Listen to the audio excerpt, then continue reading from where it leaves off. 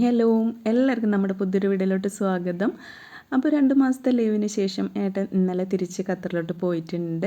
അപ്പോൾ അതിൻ്റെ കുറച്ച് വിശേഷങ്ങളൊക്കെയാണ് നമ്മളിന്ന് കാണിക്കുന്നത്. ഇന്നലെ വെള്ളിയാഴ്ചയായിരുന്നു ഏട്ടൻ പോയത്. തലേദിവസം മുതലുള്ള കാര്യങ്ങളൊക്കെ ഞാനിതിൽ ഉൾപ്പെടുത്തിയിട്ടുണ്ട്. അപ്പോൾ തലേദിവസം രാവിലെ എണിച്ച് കുറേ പണികളൊക്കെ ഉണ്ടായിരുന്നു. അങ്ങനെ നമ്മൾ രാവിലത്തെ പണികളൊക്കെ ഇവിടെ തുടങ്ങിയിട്ടുണ്ട്. അപ്പോൾ ഇന്ന് അട പുഴുങ്ങാന്ന് വിചാരിച്ചിട്ട് ഇതുപോലെ അടയൊക്കെ പരത്തി വെച്ചിട്ടുണ്ട്. നമ്മൾ വീട്ടിലുള്ളവരുടെ ഓരോരുത്തരുടെ ഇഷ്ടത്തിനനുസരിച്ചുള്ള ഭക്ഷണം ഉണ്ടാക്കാറുണ്ട് കേട്ടോ.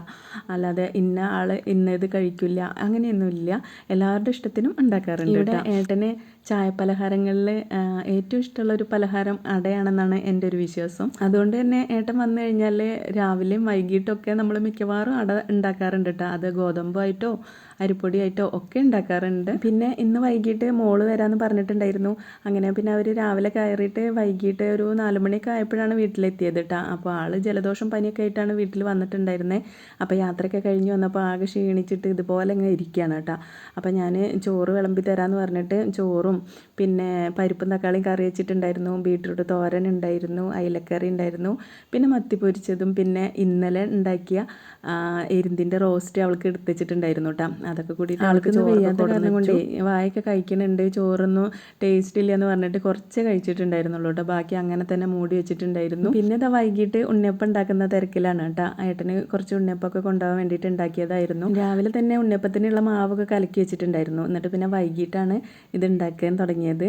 അതാ ഒരു കൊട്ട നിറച്ച് ഉണ്ണിയപ്പൊക്കെ ഉണ്ടാക്കി. പിന്നെ വൈകുന്നേരത്തെ ചായക്ക് ചിക്കൻ്റെ ബോണ്ട ഉണ്ടാക്കിയിട്ടുണ്ടായിരുന്നു കേട്ടോ.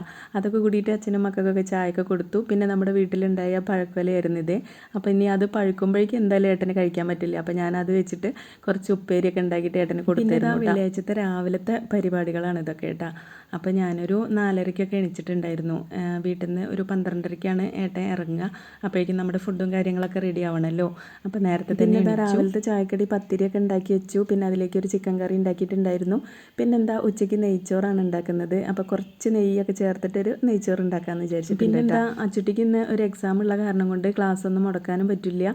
അതുകൊണ്ട് അവൻ ക്ലാസ്സിന് പോകാൻ റെഡി ആയിട്ടുണ്ട്. അപ്പോൾ അവൻ ഇറച്ചിയും പത്തിരിയും കൊണ്ടുപോകാൻ പറഞ്ഞിട്ട് അതങ്ങനെ ആക്കി കൊടുത്തിട്ട് അവൻ അങ്ങ് പോയി കേട്ടോ. പിന്നെ അവൻ പോയതിന് ശേഷമാണ് നെയ്ച്ചോറിലേക്കുള്ള കറിയൊക്കെ ഉണ്ടാക്കിയത്. അപ്പോൾ രാവിലെ പത്തിരിയിലേക്ക് ഉണ്ടാക്കിയ കറി ഇരിപ്പുണ്ടായിരുന്നു. പിന്നെ ചിക്കൻ വെച്ചിട്ട് ഷവായി ഉണ്ടാക്കാമെന്നൊക്കെ വിചാരിച്ചിട്ട് ഷവായി പണിയിലാണ് കേട്ടോ. അപ്പോൾ അച്ചുട്ടി ക്ലാസ്സിനും പോയി. പിന്നെ മോള് വയ്യാത്ത ആയം കണ്ട് ഇപ്രാവശ്യം ആരും എയർപോർട്ടിലേക്ക് പോകുന്നൊന്നുമില്ല. ഏട്ടൻ തന്നെ നെയ്ച്ചോറ് ഉണ്ടാക്കിയെങ്കിലും കൂടിയിട്ട് ഞാൻ സാദാ ചോറ് കുറച്ച് ഉണ്ടാക്കിയിട്ടുണ്ടായിരുന്നു കേട്ടോ. ഇനിയിപ്പോൾ ഏതാണ് ഏട്ടൻ കഴിക്കാൻ അറിയില്ലല്ലോ.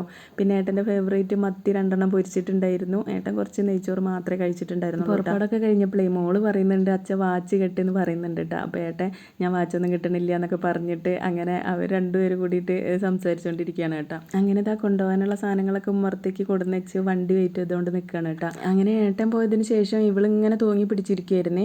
അപ്പോൾ ഞാനിങ്ങനെ വഴക്ക് പറഞ്ഞപ്പോൾ എൻ്റെ അടുത്ത് ഇങ്ങോട്ട് വന്ന് പറഞ്ഞതാണ് കേട്ടോ, അമ്മ നമുക്ക് ഡോക്ടറെ അടുത്തേക്ക് പോവാക്കി തീരെ വയ്യാന്ന് പറഞ്ഞിട്ട്. അങ്ങനെ ഞങ്ങൾ പുത്തമ്പള്ളി ഹോസ്പിറ്റലിൽ പോയി. അങ്ങനെ യൂറിൻ ടെസ്റ്റ് ചെയ്യാനൊക്കെ പറഞ്ഞു. അപ്പോൾ യൂറിൻ ഇൻഫെക്ഷനൊക്കെ ഉണ്ടായിരുന്നു കേട്ടോ. അപ്പോൾ വെള്ളം കുടിക്കലൊക്കെ നല്ല കുറവായ കാരണം കൊണ്ടേ അങ്ങനെ പിന്നെ ടെസ്റ്റും കാര്യങ്ങളൊക്കെ കഴിഞ്ഞിട്ട് വീട്ടിലെത്തുമ്പോഴേക്കും അച്ചുട്ടി ക്ലാസ് സ്കൂൾ തുറന്നപ്പോൾ തന്നെ ഒരു എക്സാമൊക്കെ കഴിഞ്ഞിട്ടുണ്ടായിരുന്നു. അതിൻ്റെ പേപ്പറൊക്കെ കിട്ടിയിട്ടുണ്ട്, അത്യാവശ്യം മാർക്കൊക്കെ ഉണ്ട്. അപ്പോൾ അത് എൻ്റെ അടുത്ത് ഇങ്ങനെ കാണിച്ചിട്ട് സംസാരിക്കുകയായിരുന്നു കേട്ടോ. അപ്പോൾ മോളിതാ വന്ന വഴിക്ക് ഇങ്ങനെ കുത്തിരിക്കുന്നുണ്ട്.